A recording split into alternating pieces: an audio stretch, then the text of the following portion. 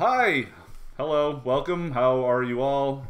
Andrew here. This is From A to B, presented to you by Osmo.com. This is the Tuesday Golf Edition show. We've got the Mayakoba Classic or the OHL, whatever. Some tournament in Mexico. No shot link. We're going a little bit early today, bright and early, because Ben, I don't know, needs to go get diagnosed with something. Tim, what do you make of this? Can we just can we do this here? Being a degenerate gambler, there's a series of ailments that your heart's probably bad. You probably got some sort of digestive stuff going on, ulcers. Yeah, it's not gonna be good. I mean, when you bet every sport imaginable and you're sweating sports 24/7, 7 days a week, 365 days a year, there's lots of stuff wrong with you. I guarantee it. I don't want to alarm you or anything. No, that's not alarming at all. That sounds real good. And it was the Breeders' Cup this week. I was sweating the ponies. Yeah, I mean, college basketball. I'm old, so I've got like 10 years on you. So I see what happens to the body. Yeah, no good. It's all downhill from here. No, years from now, you ever been to those museums where they do the bodies expand? They give you like a cross section of the body, and it'd be like a gambler versus a non-gambler, and the smokers, lungs. Yeah, okay. You're gonna see the difference for sure. Well, we're gonna find out today. Yeah, I'm off to get I haven't been to the doctor in a long time, so. Yeah, I mean, you're not even 30 yet, and you played tennis a couple weeks ago, and you couldn't walk for a week. Yeah, it's not good. So yeah, no, we got that. Thanks for doing this early, boys, because I wouldn't have been able to go on if I couldn't talk about the OHL at Mayakoba. This is just... You're probably secretly hoping we'd be like, no, we can't make it, and then we just wouldn't do it. It wasn't that secret. I was just hoping that you guys would do it at 2:30, and I wouldn't have to be a part of this, because this is not a great tournament. No, Diva. You're in here. you're here There's to no do shot some work. Tracker. What? I went to go get the strokes gained, and it's just like, oh, this guy who won the tournament gained the most tee to green. That's not how that works. I could use the numbers. I mean, Pat and Kazire won here last year, so it wasn't the person that gained the most tee to green. I'll tell you that much right now. Fair point, too. Well, riddle me this. They can get the ShotLink equipment to Hawaii for the Tournament of Champions, but they can't get it to Mexico for this event. How is that work? I don't get it. The WGC in Mexico, I believe, does have it. That's true. Yeah, they could just leave the shit down there and hey, go pick up the stuff over. Fucking satellites everywhere. Wait, why don't we have this at all tournaments? The Euro Tour even has some ShotLink data now. They hate technology. Yeah, no, if we had more time, I would go on a rant about space right now, but I'm not going to do that. You would think we could master shot tracker outside the continental U.S., though. Yeah. It's going to be a day for rants, so stay off Twitter, everyone, as much as you possibly can. Get your popcorn ready. Oh, my God. Anyway. Yeah. This is a golf course, Tim, and that's your... They're playing at a golf course this week in Mexico. El Chameleon, if you want to call it that. This is right up my alley, guys. Short hitters track, 7,000 yard par 71. Paspalum greens, which are kind of like Bermuda. They had them at the CIMB, I believe, though, that this year was when they changed to Bermuda. But past events at the CIMB, just Paspalum, something you find in really hot, jungly areas, but not real prevalent on the PGA Tour, but similar to Bermuda. But yeah, like I said, it's a short course. A lot of short hitters have done well here. Like Graham McDowell, Pat and Kazire. There was a playoff one year with Russell Knox, Jason Bone, and Graham McDowell. I mean, we've seen Johnson Wagner, John. Were you wearing pants for that? Yeah, wow. That was the ultimate. That was like the best day of my life. Golden age. Yeah, that was actually a Monday playoff. It was a good day. But yeah, I mean, you just look back at the guys that have won and contended here. I mean, there's been outliers here and there, but by and large, the short, accurate guys are the guys that have success here. So. I'd probably be staying away from some of the bombers. Just their length is just not an advantage at all on this track. Pretty low scoring event, but big numbers. I was reading Josh Culp's breakdown, and he kind of laid it out nicely where there's a lot of birdies, generous fairways, but if you get off of the fairway, you're in the jungle and you can make a big number. So that was kind of Josh's assessment of this event, and I would agree with that. So yeah, so I'm just looking, not necessarily driving accuracy, but I'm bumping down the Bombers big on approach game, and birdie or better percentage, lots of birdies. Only 3 par 5s. They do give up some eagles, so they'll have chances on those holes, but really the short hitters kind of have a lot of success here. Yeah, it's similar read. Yeah, the Culp site, Future of Fantasy is just so valuable during the swing season when you have so little shot tracker stuff, because he just like aggregates all the quotes. So you just go and read a bunch of stuff there, and it's like, yeah, if you're, it's not that hard to hit the fairway, but if you don't hit the fairway, you're totally screwed. That said, like Woodlord uses all long irons, like, so some of the longer guys can get it done because it is so short. They don't have to worry about it as much. But there's also 3 par 5s that are pretty gettable, so you're gonna have to drive there. But yeah, fairly straight. I mean, I think you're pretty spot on. I'm not gonna hate distance ever, but I'm certainly not like, it's not as big of a plus as it normally would be. So yeah, I think hit the fairways and you should have some chances. Ben, anything else from you? No, I mean, like you said, distance, it's never a disadvantage, but you can't get a huge advantage by going long here. There's holes that's not going to work. Plus the penalty, like Tim said, it's not that you're in the rough. You're in unplayable lies a lot of time. You're in water and jungle. That's not going to work. So keep it steady. If you keep it in the fairways, you're going to be able to score well. It's not an overly difficult course. It's just you're going to see a lot of big streaks, and then like we saw Siwoo take it to the extreme. He had 5 straight birdies and then a 9 last week. You're going to see that in a normal fashion. A couple birdies and a double or things like that. We got some people in chat. What's up, everybody? Yeah, Michael Sign. We've seen around. Yeah, like I got to go to the doctor today, man. So. Laid up from foot surgery, turned into a DGen 2. I will say not that I was ever like an awesome athlete, but I'm pretty tall and played a lot of basketball when I was younger. I stopped being like good at, like above average at basketball when I broke my foot when I was about your age, Ben. And that turned me into, I did not play as much actual sports, but I became like absolutely elite at Madden 12 or whatever it was at the time.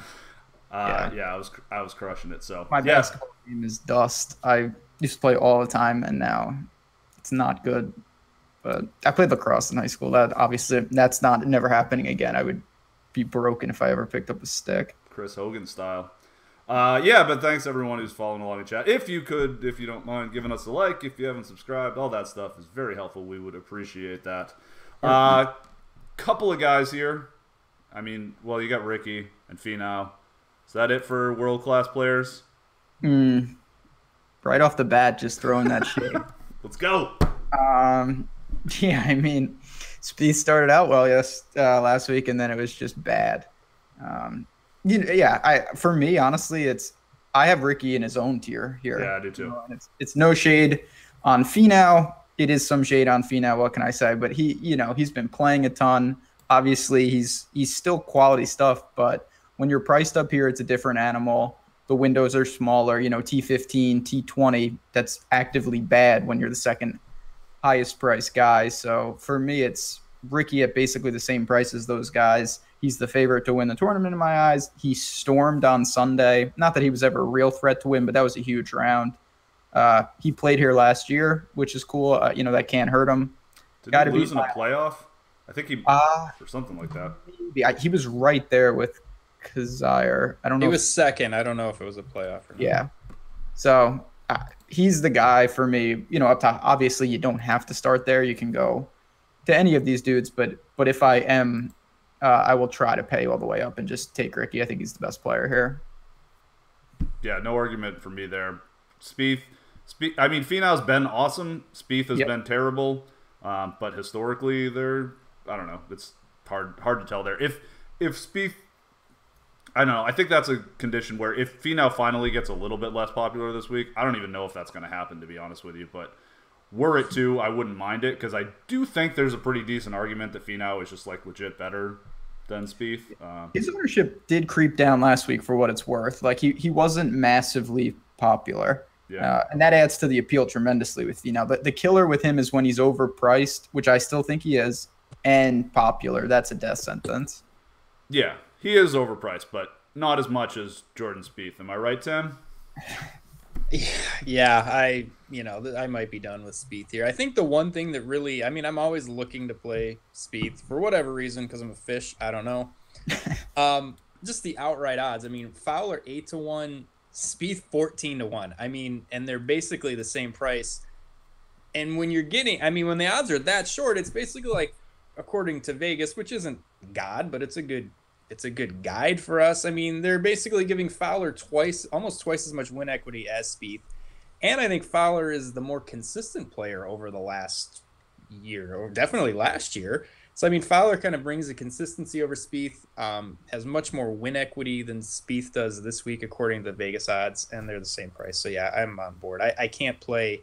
Somebody's mispriced. Either Fowler needs to be more expensive or Spieth needs to be cheaper. They should not be the same price with 8-1 and 14-1 odds. And so, yeah, I love Fowler this week. Consistency, winning upside.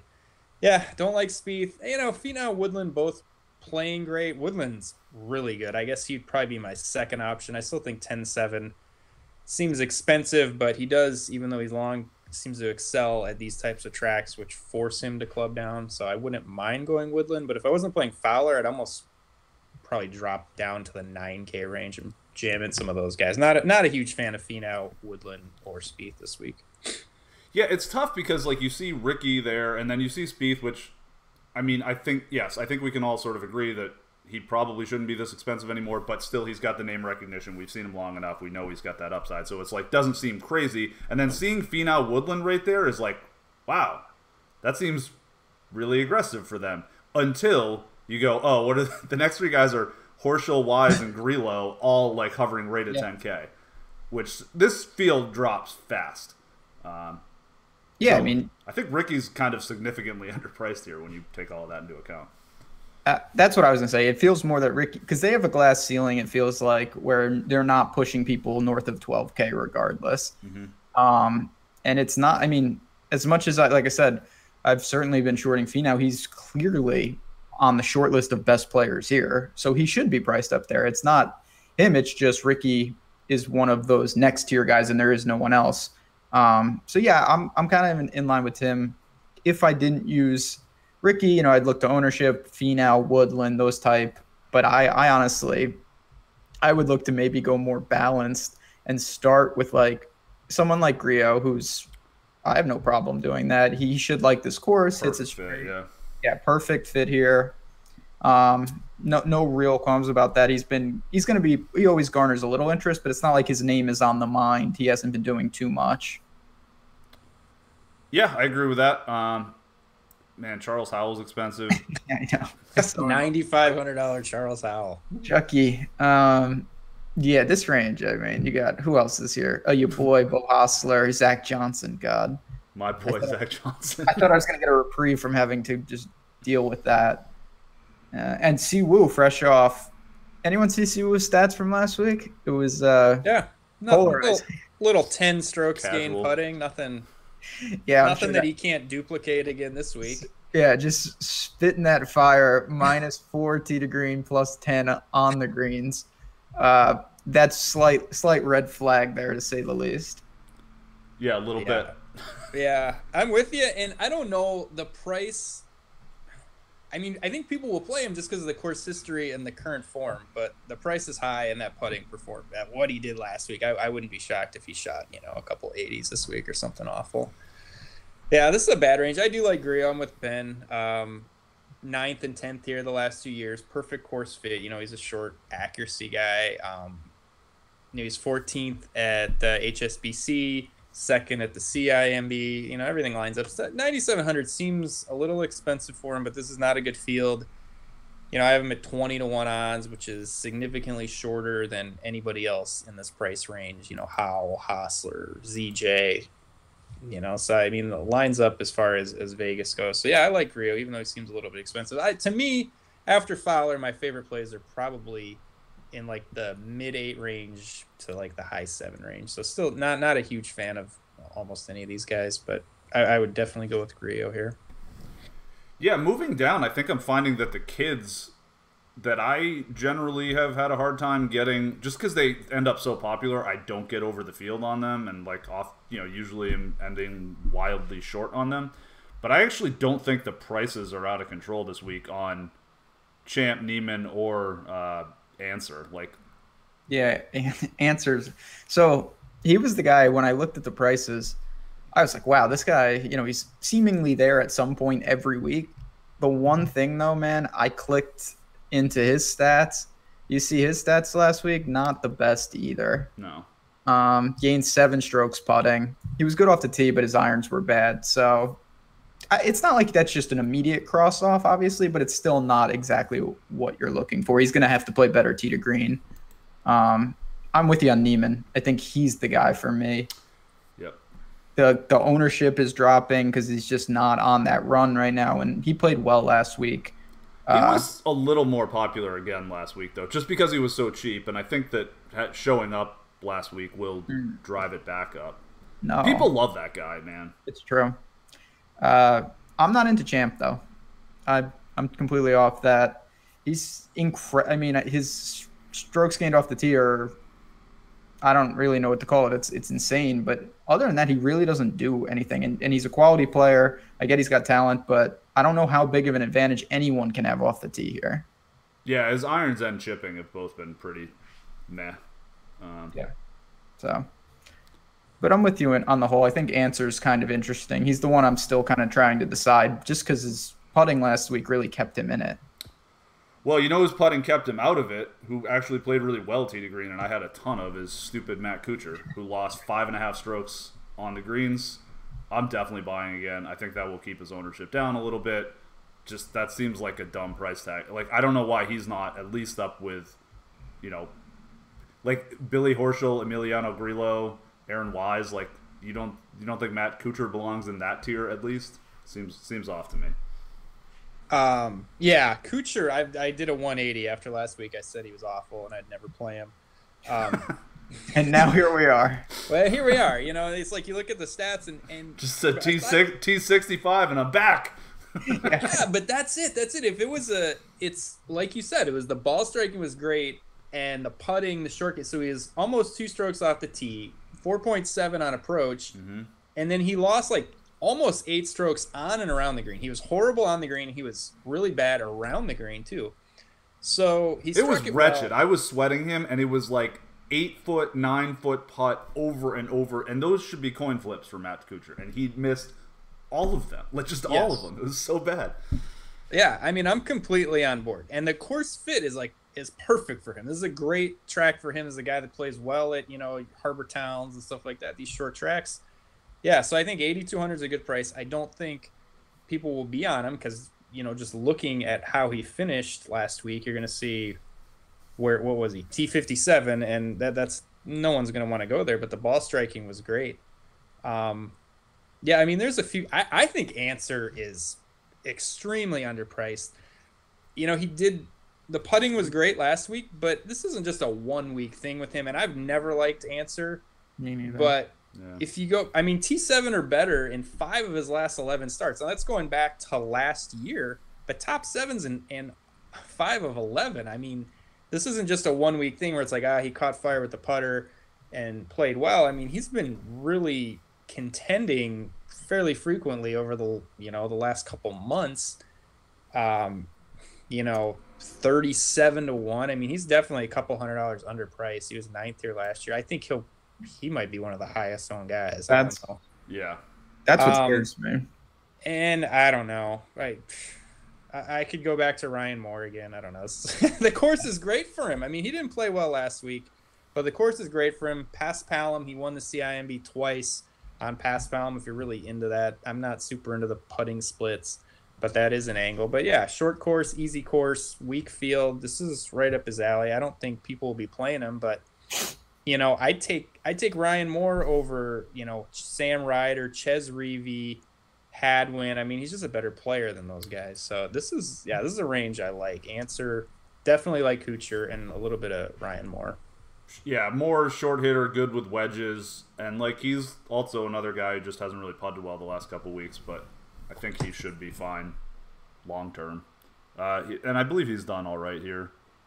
He's only played twice, 6th and 23rd, whatever. But 8,600, like it's not. He was high 9s recently, and like or maybe even 10 plus at a couple of these.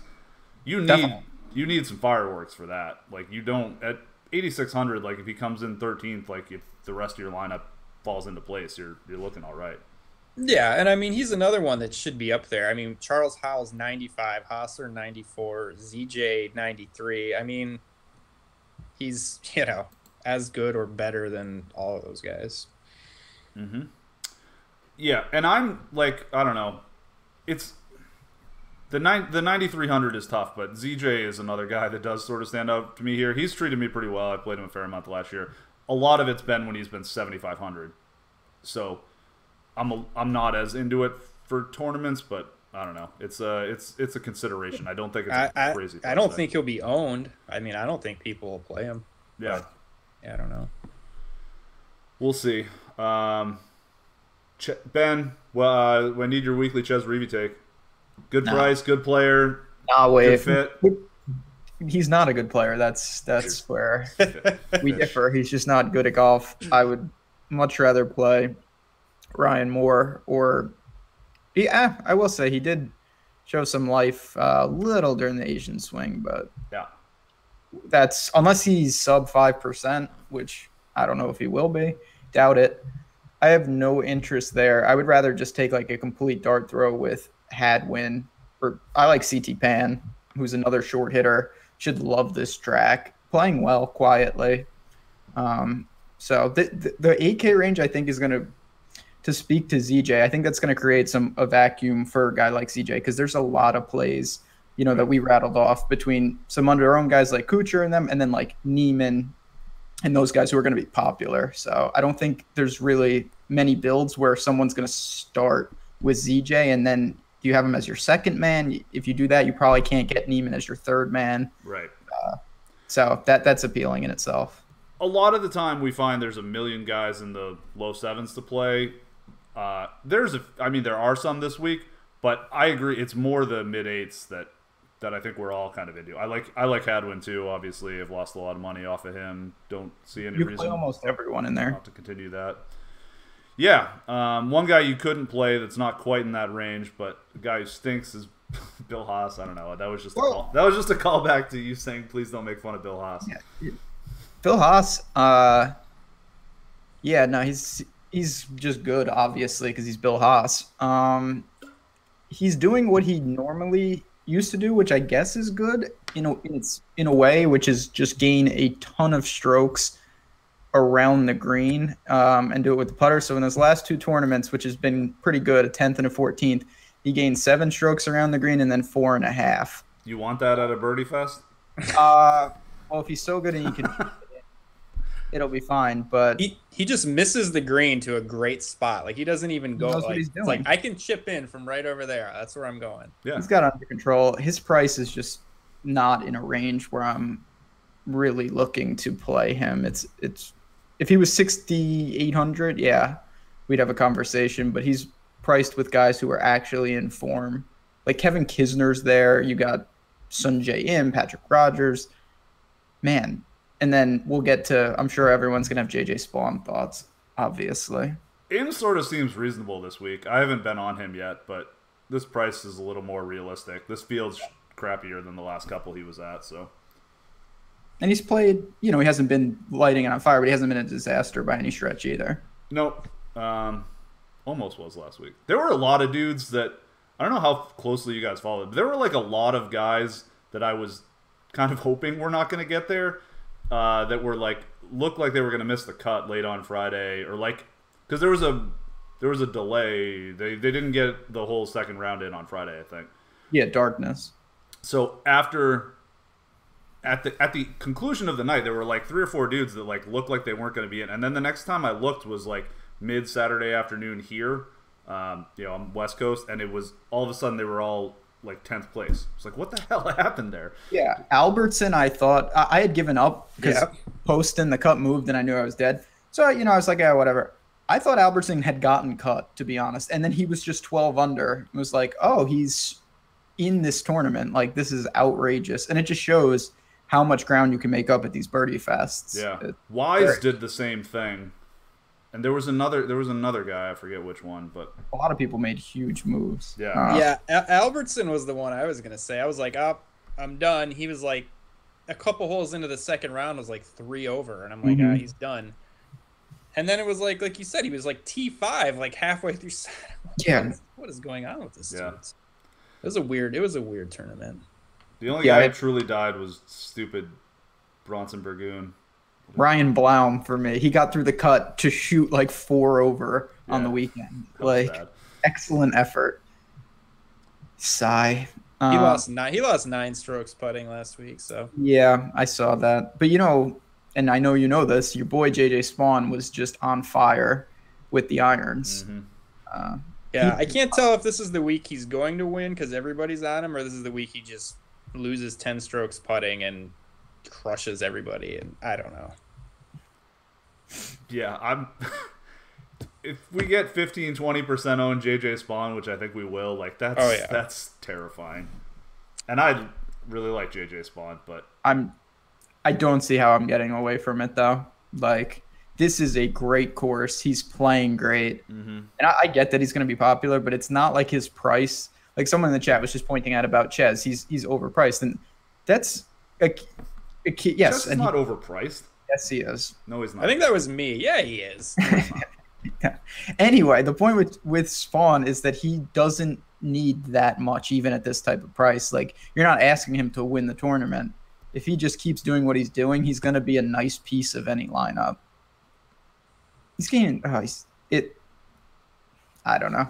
It would almost be unsatisfying. Like, if this is the week where all these people who haven't been on him get paid off, it would almost be annoying. Yeah. I mean, you guys were on him before me, and then I just kind of took the ball. Andrew was on him before all of it. Like, I got that from him, and then I had jumped on. He had gotten hurt. That's what I always keep saying. People don't realize that Spawn was playing great. Like, and then Xander just took over that class, obviously. But I'm certainly going to be buying. He can be your third or fourth man, and your boy Chappell is right next to him, though. Yeah. I think Chappell. I mean, he's really underpriced. Great pivot off a Spawn. He's played a while. He was 29th CJ Cup, 10th at the CIMB. He's in the 55 to 1 range, which for a $7,500 golfer, that's really good outright odds. And he just the pedigree. You could easily see him priced up in the 9s with a little bit better form. So that wouldn't it wouldn't be a stretch to see him priced at 9,500. I mean, Charles Howell's 9,500, and Chappell is a better golfer than Charles Howell, who I hate. But yeah, I mean, in this range, Kisner, you kind of mentioned him. I really like Kisner. I don't think people will be on him, but I couldn't think of a better course for him. This is a guy who he won the RSM Classic, which is next week. It's another like short coastal track. He does well at RBC Heritage, was in a playoff there. I mean, these are his types of courses. This is a great track for him. He had a pretty down year last year, but I mean, he was hurt. This is almost a guy where we say like the layoff might probably help, maybe just kind of hit the reset button. But I mean, perfect track for him. I don't think people will be on him. Yeah, Spawn led the field in strokes gained approach last week, which is what I think is the most important stat. And like you said, this is just a perfect track for him where you don't need length. Just hit the fairway and start throwing darts. But he's a terrible putter, so if you get the terrible JJ Spawn putting, not much is going to help him, but I'll still be playing him, obviously. Yeah, I think I will have a fair amount too. A guy that I think is probably a pretty decent play, showed up for a while last week. I actually had a fair amount. Been on and off popular. I don't think he'll be popular this week. Has some success here, right there. Ben, your boy Chris Kirk. I know you're going to say that. Yeah, he faded. He was non-existently owned. He's had a bad swing season. Yeah. The irons. He was mega chalk like 3 weeks ago, maybe. Killed everyone, and he wasn't even close. Like, just horrible at Safeway. I was borderline all in on him there. He was my favorite play of the week. He was just horrendous. I don't know what exactly to make of him. His irons were bad again. This is another guy, though. I know we keep saying this. This is a good course for him. Like, if he can keep this in the fairway, attack with wedges, attack with short irons, that's his game. Putting comes and goes with a guy like that. I'm not really worried about that. And when he's not popular, 7,500, he's 7,500 in strong, decent, fields during the year. So in that, it's kind of somewhat of a price discount. Now, the form is certainly a red flag. There's a couple guys like that. We've seen it last week. We'll see it again this week, where it's good golfers who are just not, for whatever reason, in form just yet. I could see myself having some Kirk. This is a crowded range.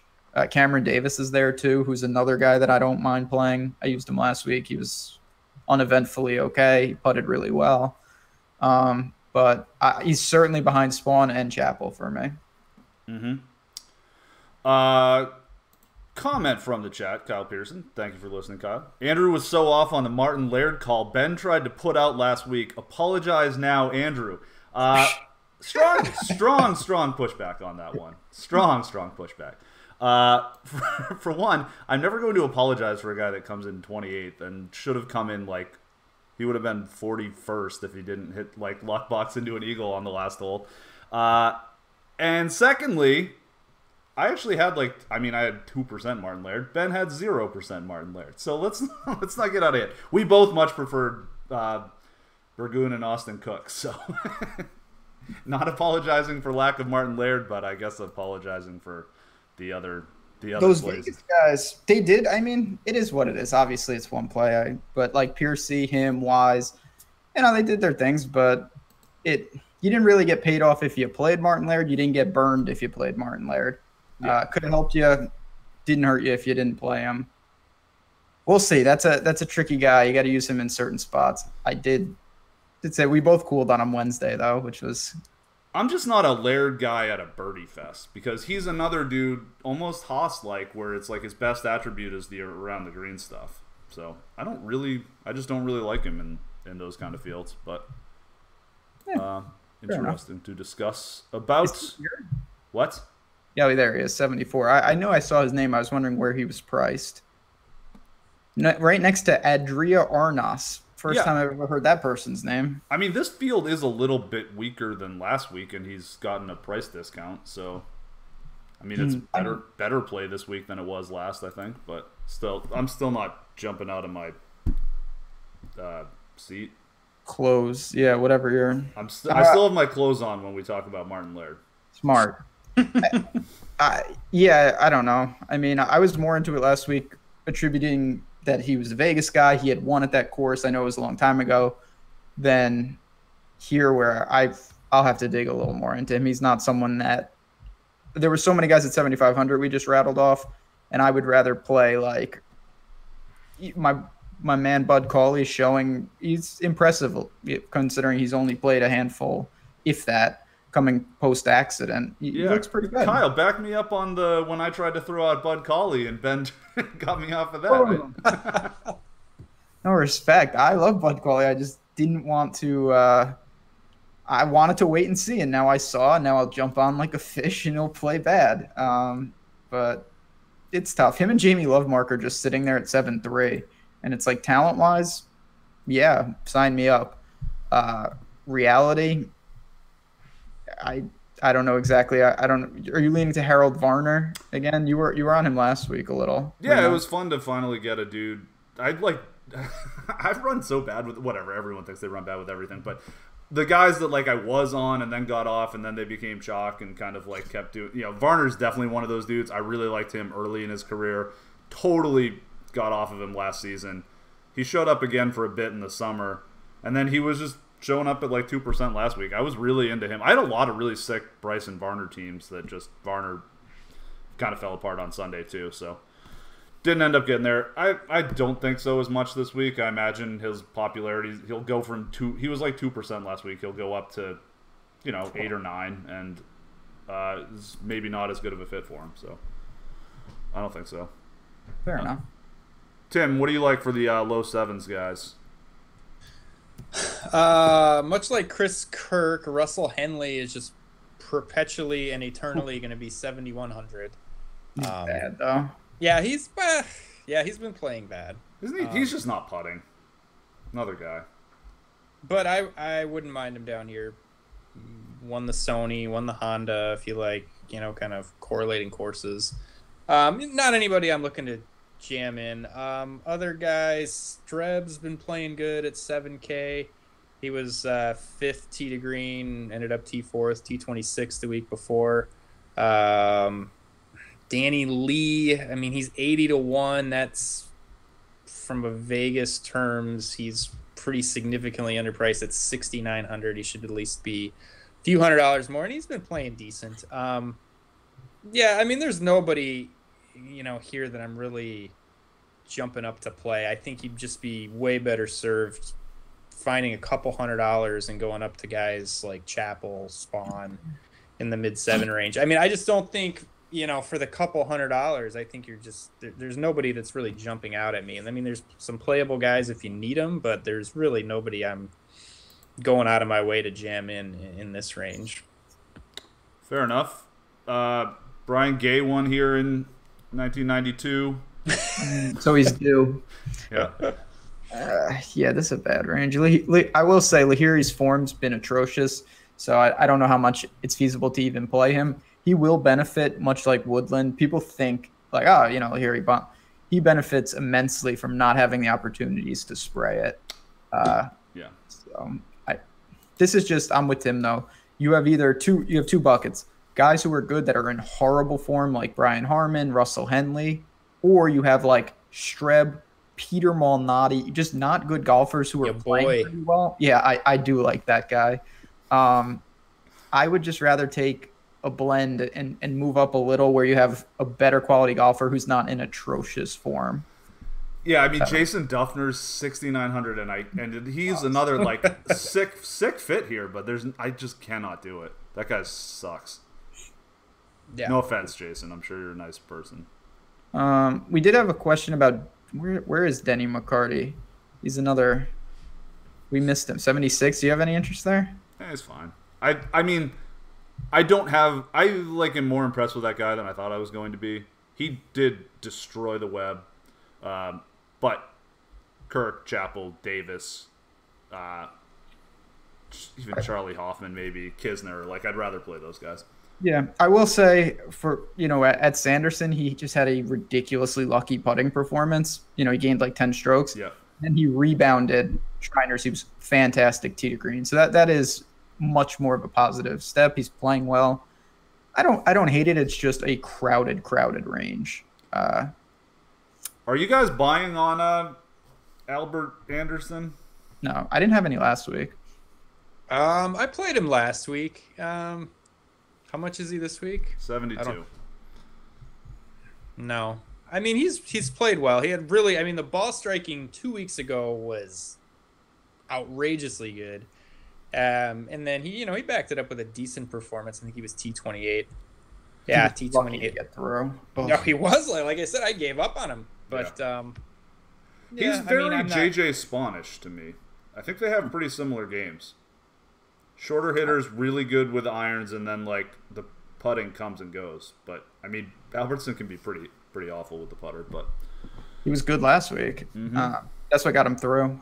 Yeah, I mean, I'm not opposed to it. I just think that he's one of the guys right now that's getting some perpetual ownership. He wasn't unpopular by any stretch last week, and I'd prefer to maybe roll the dice with a couple other guys. What do we have? I haven't checked. Go Sparty tonight. Yeah, they're gonna have some problems on the hardwood, but that's neither here nor there. Who else? Curtis Luck, Bronson Burgoon. Yeah, I mean, in a vacuum, I think Burgoon's fine. Is he gonna be the 12% owned guy down here? That seems like a bit of a standout. Coming out of a miscut, though, you think? I mean, people sort of understand that one miscut is not that big of a deal, especially for a guy that cheap. But I just think that when you're, and maybe this is off base, but when golf takes a backseat to football, people look a little quicker, and when they have no strokes gain data, they just look at recent form and course history. It's weighted a lot more because you don't have as much.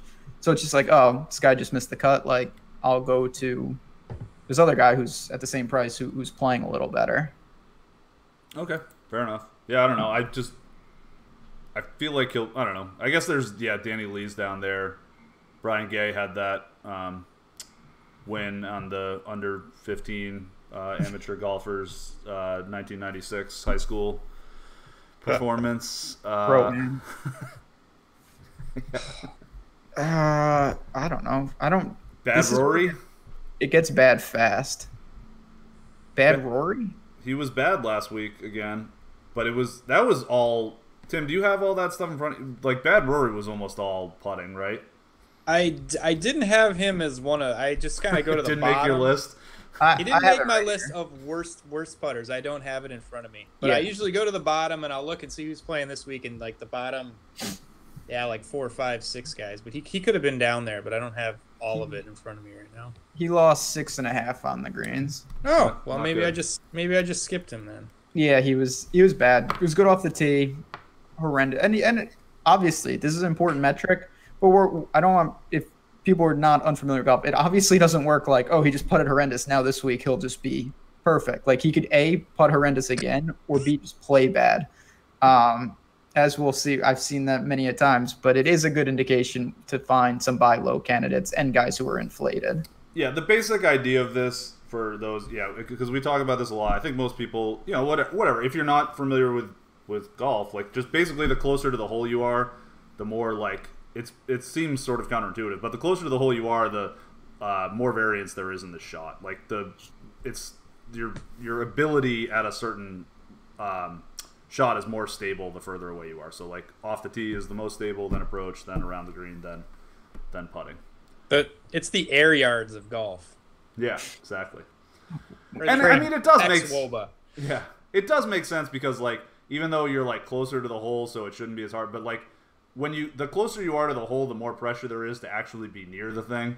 Like, when you're outcomes is small. Like, when you drive, there's a lot of ways to gain strokes. Like, you don't have to hit it into a hole. Right. That would be difficult. That's what I'm saying. Yeah. And when it comes down to putting, it's like, all right, this is why golf is so fucking stupid. But it's like, who's the best at hitting a 4-inch, hole with a 1.5-inch ball from 30 feet away? It's like, good luck. It's just whatever. But it's fun. Bill Haas, which is why it's a good sport. But well, it's really like, of all the guys that strike the ball reasonably well, who got the luckiest with the putting? That's how you win. It's like the top 20 guys of ball striking, and then, like, pick a name out of a hat, basically. Like, Jordan Spieth is gonna make the Hall of Fame, and he's a bad golfer. I wish we could capture that clip when he rattles off 2 more majors. Oh yeah. But no, I mean, all it is, honestly, the formula, especially nowadays, is crush it to the green and just give yourself as many chances to make a handful of putts. Yeah. Like, if you get electrically good on the greens, that's a bonus. You just want guys that can do it. There's 2 different buckets. There's bad putters who get hot, and then there's just somewhat bad putters who are pretty stable. Those are even worse, in my opinion. And then there's Keith Mitchell and Benny On, and then Scott Piercy, who's like 4 rungs below that. Yeah, there's people that are, whatever. You start to pick up on the stuff, but there are people that are consistently terrible at it, and even they, Keegan Bradley, JB Holmes, they have their weeks where it's like, whoa, it can happen. Out there with that putter today. All right, cool. Any other dumpster dives for either of you fine gentlemen? Go ahead, Ben. No, I was gonna say I don't have much. Like, the low 6s are just bad. Jade Poston is down there, and he's just been playing really, really bad. I think that his results have been worse than his game. Like, he's missed on the number. It could have been a little better, but it's hard to trust anyone down here. I'm going to try to end my lineups with a little more salary. Don't want to deep dive down here. All right. Well, actually, while we're down here, Tim, I'll let you go. But, like, we do have 3 people that should be enough for us to sort of end on. We've got Norman Jean, we've got Hillbilly, and we've got Wes Bryant. So I mean, shit. We don't need anything else on the. I'm gonna be late to my appointment. Yeah. Obviously, like it's. Who do you want first, Tim? Oh boy. Well, my favorite stat that I found was that Cameron Champ has gained 33 strokes off the tee more than Wes Bryant through 3 rounds. I love that. Yeah. No, 2 guys. So my guy Richie Warinsky, 23rd last week. He was 23rd last week. He's gained 7 shots with his ball striking over the last 2 events. So, he's above average ball striking. I mean, that's well above for the last 2 events. And then one guy that really caught my eye, I don't think it's a good course fit because he's more of a bomber, but maybe somebody to watch when they come back on like the California swing on some of these longer courses. But Alex Prue, just terrible putting, but he gained 5.5 strokes. This is tee and approach. 5.5 strokes at the Shriners, 6.1 at Sanderson's Farms, and 4 at the Safeway. So very good ball striking over all 3 events. Just hasn't made anything. He's 6,300, but he's more of a bomber and he's a terrible putter, so it's not really a good fit. But that kind of just stuck out to me when I was looking at ball striking stats. I mean, and he's cheap, but yeah, I'll probably be more interested to play him at places like Torrey Pines, Riviera, stuff like that, rather than a short hitter's course. But yeah, there's not much down here. I don't think there's really a need to go down this low. Yeah, I think that's pretty fair. Yeah, it's you have guys down here who they're either not in form or they're just not great golfers in general, and then it's a sense of, like Tim just mentioned, someone like him. It's tough. It's not a great spot for his game, but I think I would roll to that rather than some of these dudes who have shown no signs of life. It's hard to bank on a guy just turning it around based off nothing. There's some really ugly form/players down here. This is where the field gets really weak. Jose de Jesus de Rodriguez. He made the cut last week. Yeah, he was like there for a minute. I feel like he was for a minute. Yeah. Yeah. You know who's down here who, again, no form to speak of, but Sean O'Hare is like, I don't have any interest in him, but man, he used to be like I would like target him at like Wells Fargo and stuff. And now T-dunks for the Stone Men. Man, he's another one. Carl tried to like pigeonhole me into being like a T-dunks truther because he said I touted him once last year, and I was like, well, that doesn't, you can't. I'm not like stuck with him forever, No. People love that guy. We did have and this is a good person we missed from Scott just asked in chat. What about Raiden hat wearing Joel Dahman? Dude, that guy left it all on the course last year trying to get his card. He just literally killed himself by playing 73 weeks in a row to get his card. And that's it. That crossed it off the bucket list, and now he's done. That was not a real take, by the way. It's not. He's not playing well at all. He got on a run with his irons last year that was incredibly impressive. That's gone. So maybe he finds that again. If he was down at 6,300, I would probably put him at the top of those rankings. The problem is he's basically around 7K, and there's enough quality golfers in that range where I'm not going to end up on him. Yeah, fair enough. Hillbillies and never was. Wes Bryant, whatever. He had his day in the sun. Where is Wes? They're both 6,400, 6,500. He's not at the bottom, so he's too expensive. Wes Bryant, well, at least he returned to form. At least he putted all right last week. I actually had him randomly. I made 150 teams, and he just happened to be on one of them that was like really good, and it was like, wow, I really could use him to make the cut. Nope. He kind of looked like he was making a run for a second. I say this non-joking. He actually had a good off the tee week, and he lost 3.8. Like when you look at his recent form, that's been one of the better. Well, what was his actual number off the tee? Strokes gain? Yeah. Like, was it positive? No, it was negative 3.8. Okay. But he had gone negative 7.3, negative 5.3, negative 5.7, negative 4. So this is more. I mean, over his. This trending is up. His last chart going up. Last 55, minus 3.2 off the tee. That's a big sample, and that's incredibly bad. This is a great course for him, though. The wide fairways, if he can somehow keep it in the fairway. There you go. He's going to have a good showing along the way because, like, there will be a week where he does that, and if he gets his putting back, he could do that. You're not buying it anytime soon because he's missed too many in a row.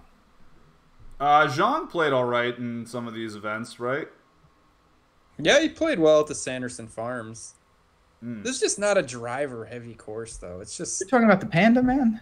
Yeah. He broke the record for strokes gained around the green in one round. Oh, right. I don't know if that's... 5 strokes in 1 round around the green. Like, so after that, he regressed, obviously. Shockingly. Yeah, shocking. He could not duplicate the 5 strokes around the green. Yeah, so...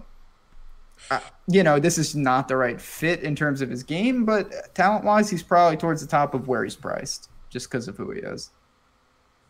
Okay. Yeah, I mean, I'm not really interested in going there yet. I'm going to need to see a little bit from that guy, but just wasn't sure if you, if the nerds were in on him again this week.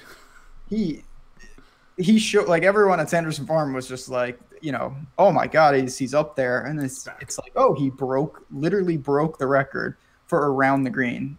And then he regressed quickly. So let's remember here that we have like multiple times where Jordan Spieth has hit like 6 holeouts in a round. So to beat that record, it's just it must have been something. And I mean, honestly, real talk, not that I don't think anyone's saying this, but like it takes Justin Rose, who is now incredible. Like he missed a ridiculous number of cuts in a row, like 10 or 15 on the European Tour. So you're saying Zong is going to be as good as Justin Rose? I'm saying if he only misses 5 in a row, he'll be 3 times better. That's obviously how it works. So he'll get there 3 times as fast.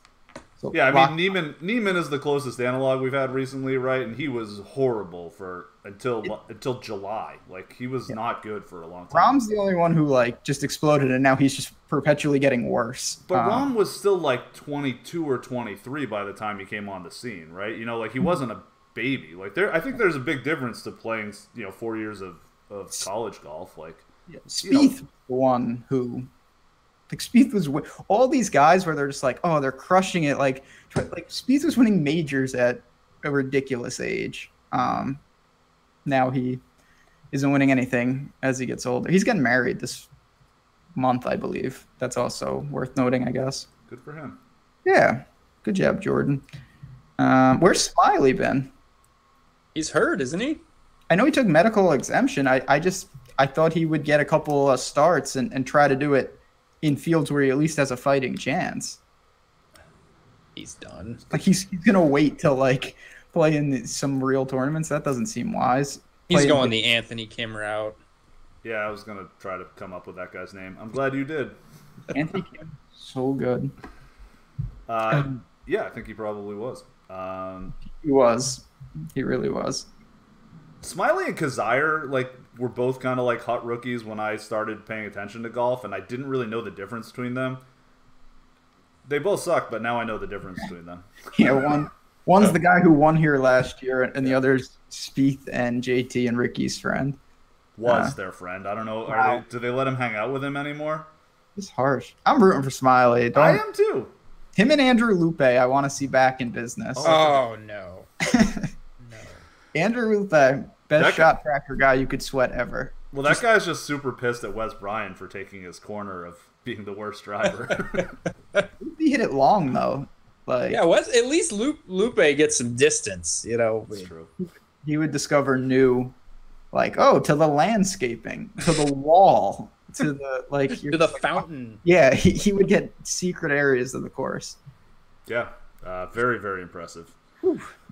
What a stud. All right. I think that about does it. Tim, do you have a better that you're into? We get, we got to get going. Ben's got to get to the doctor to tell him that he's not doing so well. That he's dying, yeah. You're going to feel like a real dick if I'm dying. That's true. Yeah. There's only 2 weeks left in the season, and then there's a big layoff. And I don't bet any other sports besides golf, and I don't even bet the European Tour. You don't bet college football? No, I'm done, man. I can't. I've lost. We're gonna talk after the show. We're gonna craft some beauties this weekend. I dropped some money on some Senate races this week. This is good. Had the itch. Yeah. I've done everything and decided that I'm not really good at any of those other sports. It took me about 20 years to figure it out, but then I just decided, I should probably stop. Okay. So just empty it all this week. I mean, you only have 2 weeks and you got a nice break, so just empty it all on JJ Spawn and pray. I like Spawn, and I really like Kuchar as a bet as well. Obviously, everybody's on Spawn from a betting perspective. He's 66 to 1. He'll be 40 to 1 by the time this tournament goes off, which usually doesn't bode well. But yeah, I mean, he really is a good bet. And Kuchar, you nailed it right on the head. I mean, the ball striking last week, the bad putting, the good course fit. I also think Kuchar's a really good bet this week too. Yeah, I like it. Are you going to be mad if Richie Werenski wins? No, I'll have a lot of Richie Werenski on DK. Okay. I'm not betting. He's not winning. He's definitely not winning. Famous last words. I said that about Uline last week and then almost came back to haunt me. Those are the worst, right? The guys where you're just like on all the time and you're like, oh, man, please don't let this guy win right now. That was worse than, like, my lineups were not good last week, but I was more concerned that I didn't play Uline for the first time in months. That would have been a real. You were pissed about that. I was not happy. All right, yeah. JJ is just gonna keep dropping. We got all the whales in chat are gonna go bang that, so probably down to 35 by the time this is over. I hope. But no, betting's fun because we're all on the same page. We don't have to you can root together. Fight about chalk. Exactly. Cool. Well, I think that'll just about do it for today. Ben, I wish you luck. Thank you. Hope that you don't have anything serious. I think I'll be all right. You almost definitely don't, but there's a small chance that you do. But you almost definitely don't. So I think it'll be all right. Yeah, coin flip, sort of. We're all dying. I mean, it's not. It's a dire podcast today. Slow march towards. Couple administrative things, as always. Give us a like. We do appreciate it. Checking us out tomorrow night. Me, Hot Magic, Egregious Hour, Q&A. We'll answer your questions. Stop on in. We're doing more golf. We'll have built our lineups by then, so it'll be tomorrow night. Check the schedule on the YouTube page and stop on in. And then later in the week, we'll be talking football. I'll be in Slack if you want to talk about college basketball tonight. And me and Tim are going to get college football right this weekend. We're calling our shot. No more Justice Hill. Hey, he had a good game last week. Yeah, he was all right. That was not the problem. There were other problems. It's true. I like it. All right, fellas. Well, pleasure chatting with you. Everyone out there, hang in there. Going to be a wacky day. Don't kill each other. And wish everyone the best of luck. We'll talk to you next time.